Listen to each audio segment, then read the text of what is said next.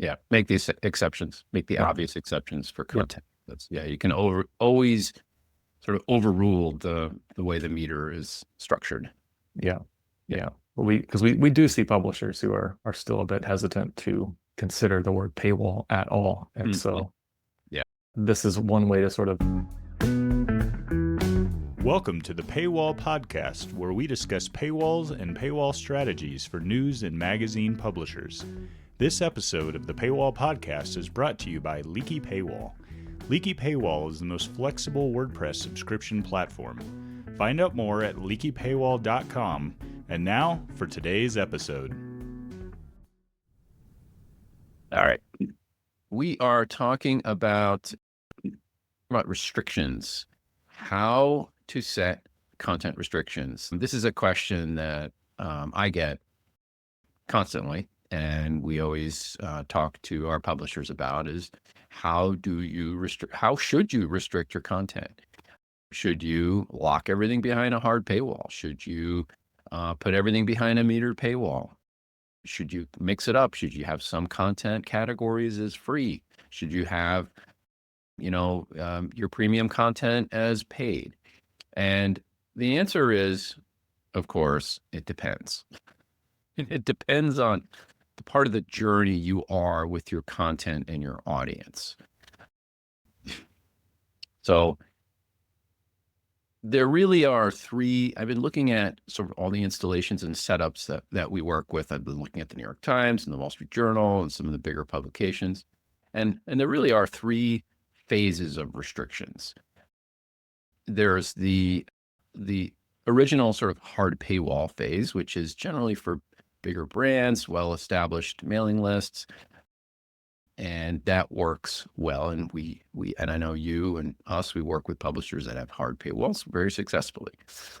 The biggest category, or I should say phase, is the metered paywall in combination with a free registration, where you're a little more generous with your content in order to build your mailing list. That's really the bottom line with that.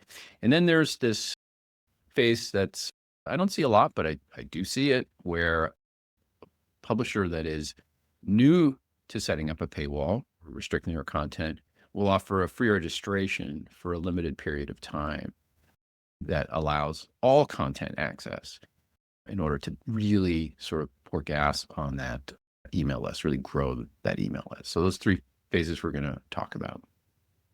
How's that sound? Let's do it. Let's do it. Okay.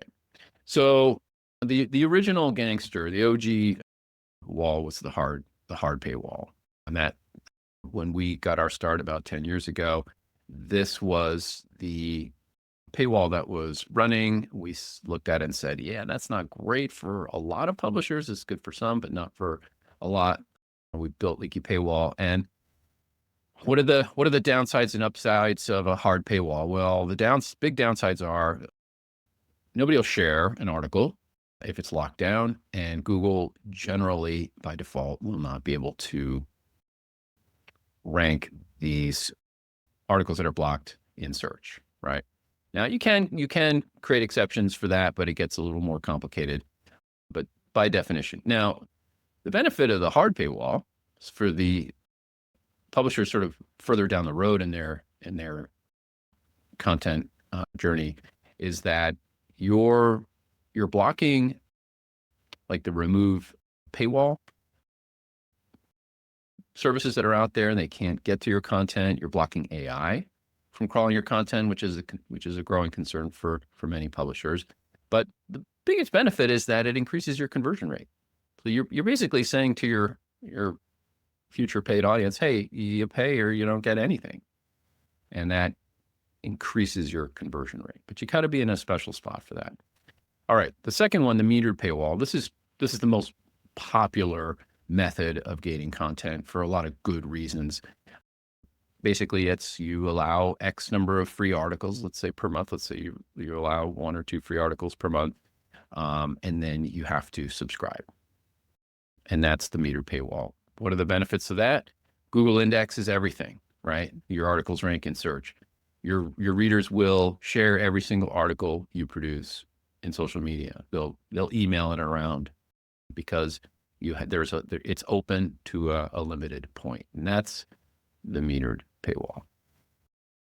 One thing I will mention is that if you are running a metered paywall, make sure you have our incognito browsing blocker switched on, so people can't just right click and get around the metered paywall. That's a big one.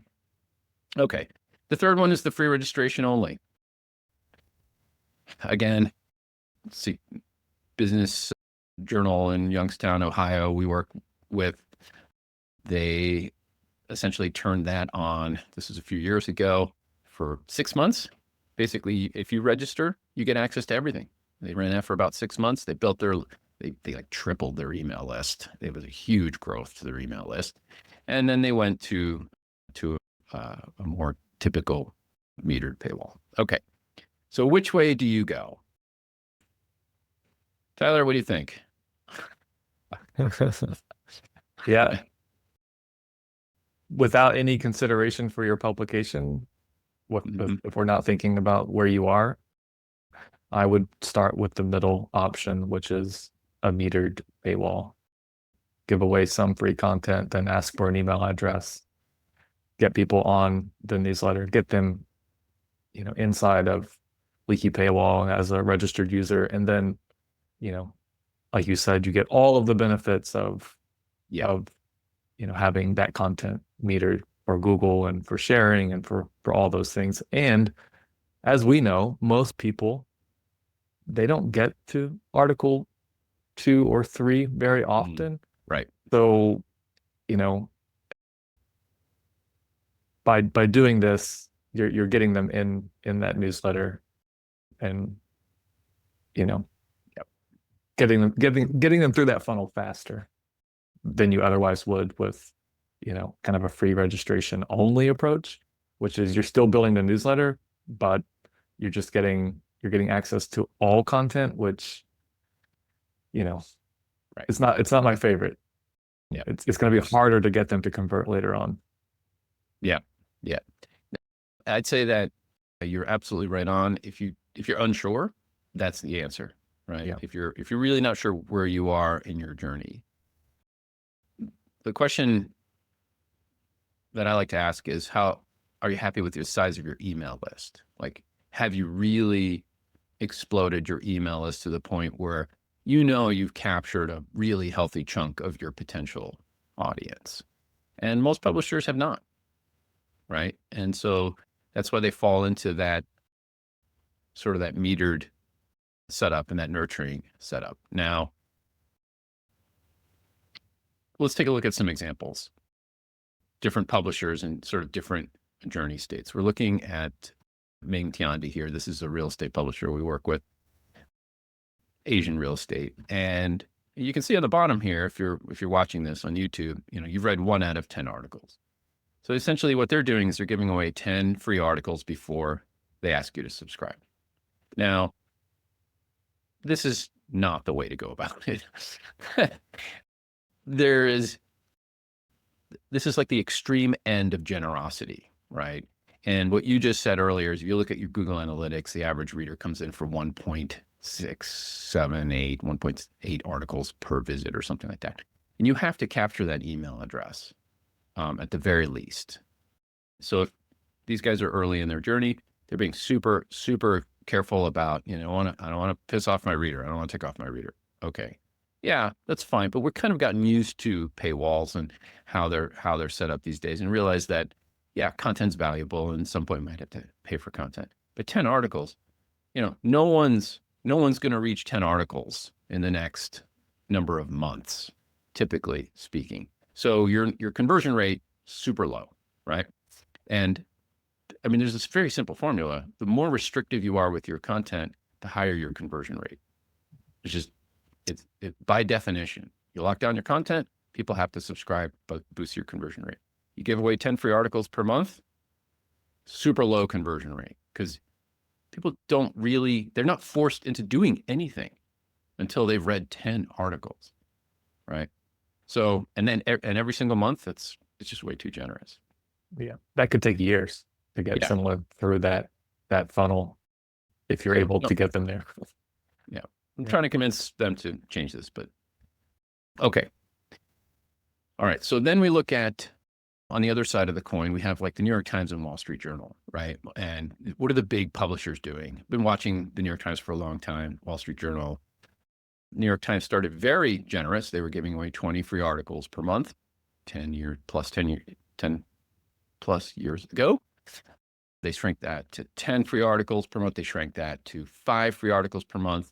They shrank that to 1 article, and then you have to register. And now what they're running, if you go to their site, is 0 free articles. But if you register, you'll get a few more. And they've been actually running this approach for a couple of years now. Been looking at this because it works. Now, New York Times is in a special place. They're a huge brand. They're the biggest subscription brand on the planet as far as news goes. And they know that they don't have to meter their content anymore because they've done it. They've gone through the phase of metering and getting folks to register, building that list. And if you look at their subscription chart over the last 10, 11 years, which I have, their subscriptions are actually accelerating now in the last few years, right? They've been growing steadily for a decade. And the last 4 or 5 years, the curve is actually accelerating. It's very impressive, and it makes sense. Now they're being very restrictive. Hey, you can still read some articles if you create a free account. They get to track the reader in terms of what articles are being read, and you have more engagement. So if you're sort of at the mature end of your subscription journey with your readers, this is a good approach. This works really well. Most publishers, no, but New York Times, great. Wall Street Journal is even more restrictive. They've always been super restrictive. You click in and into any article and it just says pay. There's no free registration. Big brand.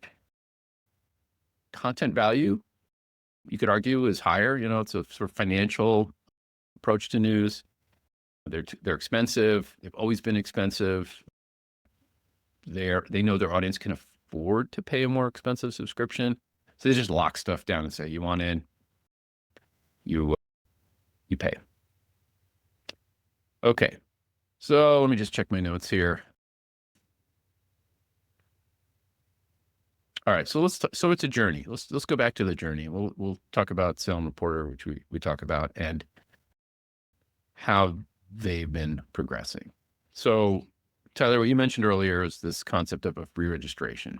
And if you've been hiding under a rock on our podcast, maybe you haven't heard us talk about it, but this is probably for most publishers that are in the middle of their journey somewhere. They know they haven't built up their audience, their email list to where they really want it to be. And you want the balance of being able to convert paid subscribers.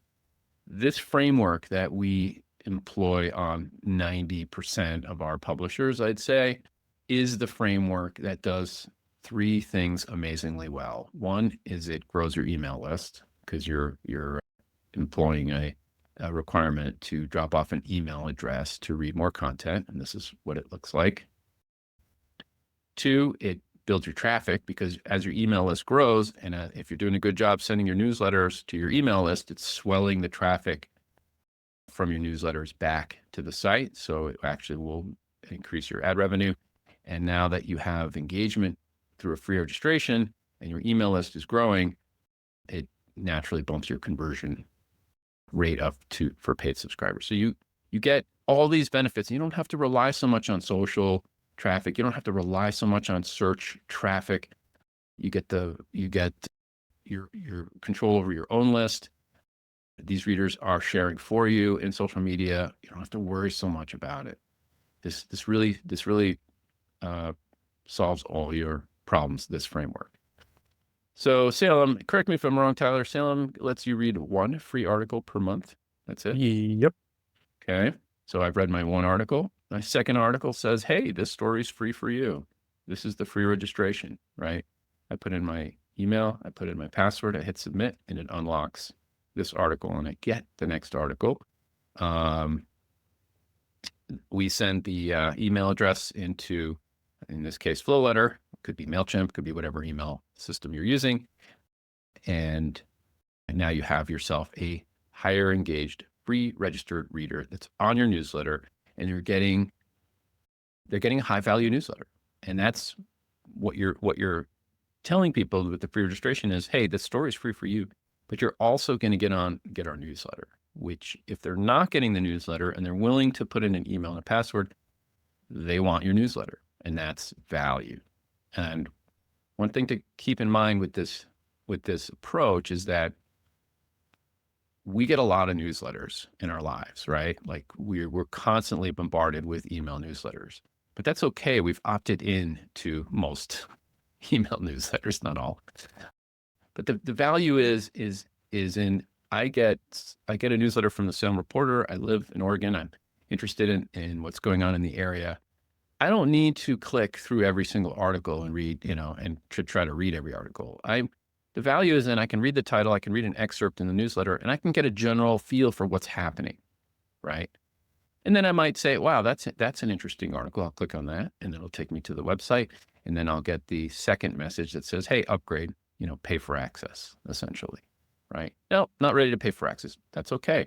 Get the next newsletter. Interesting stuff. You're top of mind, the brand, you're building the brand. Occasionally I'll click into an article, I'll go to the website, it'll tell me to subscribe. I do that 10 times, I do that 20 times, then my chances of subscribing go up, right? So if I've clicked on 10 or 20 articles and I'm getting the message at 10 or 20 times that says, hey, if you support us, you'll get full access. And I really like this content, my chances of actually pulling the trigger on payment goes up a lot. And that's the power of the free registration. And then that nurturing process that's so important. So instead of giving away 10 free articles a month and hoping and praying, you sort of set it as restricted. It's one free article, then you register, and you can give a couple a month if you want. I mean, there's levers here, right? Like if you want to tiptoe into this, you could offer 2 free articles a month. You register and you get 2 more per month. And then you can change that at any point. And what we found in the formula that works is 1 and 1, 1 free article, register, get another free article, and then on the third article, you have to pay. And so that's the framework. That's the subscription funnel, as you might call it, for most of our publishers. Does it work, Tyler? Absolutely. Yeah, for sure. If you turn this on, you're going to see an increase right away in the number of people that sign up for free and also get added to your newsletter. And then if you're sending a newsletter on a regular basis, hopefully every day, if you have that much content, you're going to see them eventually convert to be paid subscribers. So it's one thing to get them to sign up for free and to get them to get additional free content. It's another thing to get them to convert to paid. And that mechanism, and we talk about it all the time, is the newsletter. And one other point I want to make, I often get the question, well, we're a nonprofit, or we have stories that we want because it's maybe a story is of public interest, or it needs to be out there. It's a Los Angeles fire story or something. If it needs to be free, you can mark it free in Leaky Paywall. There's no need to put somebody through that funnel just to read some timely story about an emergency situation. So for those of you who are concerned about that as part of the aspect, mark the story free and bypass this funnel. But for everything else, all the deep dive, the city council investigations, all the stuff that your team is working hard to produce content around, don't make that free. Let it sit within the meter and let the meter do the work, and let your audience decide when it's time for them to sign up and under what circumstances. And then eventually you'll get them into the funnel and hopefully get them into that paid side of things. Yeah, make these exceptions, make the obvious exceptions for content. You can always sort of overruled the way the meter is structured. Yeah. Well, we do see publishers who are still a bit hesitant to consider the word paywall at all. And so this is one way to sort of easing into the process of setting this up. Yeah. So I want to speak specifically to magazine publishers just for a minute in terms of restrictions, because they fall into sort of a special category where when we work with quite a lot of print publishers, some that are still running print, some that have migrated from print to digital editions only. And what I see is they'll come in and they'll want to restrict the magazine articles because it is the top content. It's the long form content. But at the same time, they're publishing a blog with other valuable content. It might not be long form. It might be sort of a shorter format, but the reaction that I get is, yeah, we'll gate the magazine content, but we'll leave the blog content open. That is a huge mistake. So what we find works a lot better and is you basically gate everything. So as long as you're producing original content on your blog, it's your content, your readers want it, right? And the power of the meter is that you're letting the inbound reader choose what they want. So if I do a Google search for a topic and I find an article and I go to that article, it might be a short form article on your blog as a magazine publisher. But to me, because I did the search, this is what I'm looking for. I'm looking for the specific answer to this. And if it's a 3-word answer, I don't care. I just want the answer, right? It's valuable to me. So what I encourage all content publishers to look at, as long as you're producing original content everywhere, is gate everything. And with the meter, you're not in charge of deciding what's important. I mean, you are, of course you are, but you can lean on the meter to, for 99% of the time, let that reader into the content that they choose, because it might be a search, it might be a social post that they click on. It's something of interest to them. You don't have to guess anymore because they know what they want. They're hitting the article they want to read. And the problem with gating just your magazine content is your blog probably has a fair amount of traffic to it, and you're going to essentially not be building your email list at all. And you're not going to have your, hey, please subscribe messaging show up as frequently as you need it to actually convert paid readers. So, and we've done this with a lot of our magazine publishers, where they're getting everything except for sponsored content. Like the sponsored content category is sort of a typical one that they'll leave open for obvious reasons. But everything else, put that free registration in front of it, send them the newsletter, and then when they come back, you have it upgrade messaging to paid. Okay, that's my rant for magazine publishers. I want to finish up on hard paywall. When it's time to use a hard paywall, when you sort of reach that point in time where your brand is strong enough, whether it's local news, magazine, niche news publisher, whatever it is, you have this really strong brand, you have a big list, you feel confident in your email list, and you're ready to kind of take the next step and say, look, if you want access, you got to pay. And we have news publishers that are doing this. We have magazine publishers that are doing this, industry trade magazines that are doing this. We have quite a number of financial publishers that are doing this. And there's some commonalities here: audience growth, branding, content value. So if you're a financial publisher, you're producing content that's timely, high value, and most of our financial publishers want to lock down access to that content. You pay, you get access. They know their audience has money because they're in the financial publishing space, and off you go. But even local news. Tyler, you and I have talked about Upper East Site quite some time. They have a hard paywall running, right? That's right. Yeah. So I remember talking to them about their strategy over time.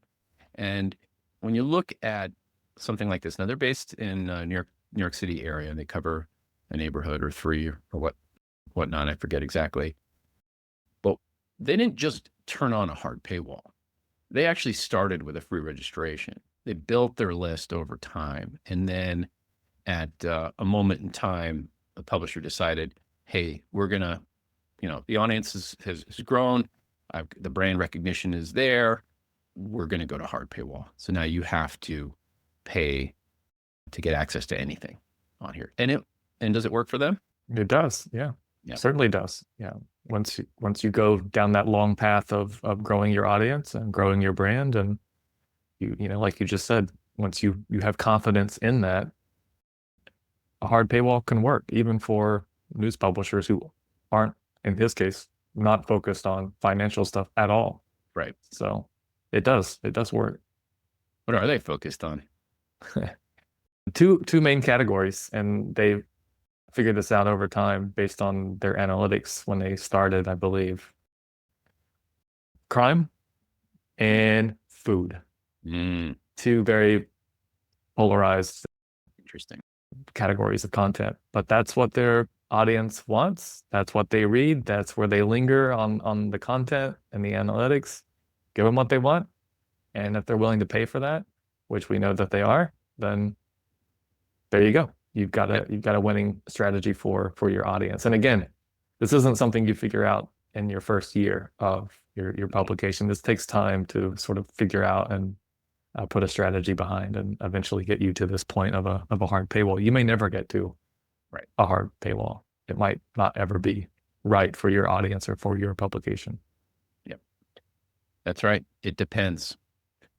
All right. I think that wraps it up. I will say, if you are listening to this and you want to talk about your restrictions, your framework, I'm absolutely love to talk about this stuff. It's my favorite stuff to nerd out on. I know it is Tyler's as well.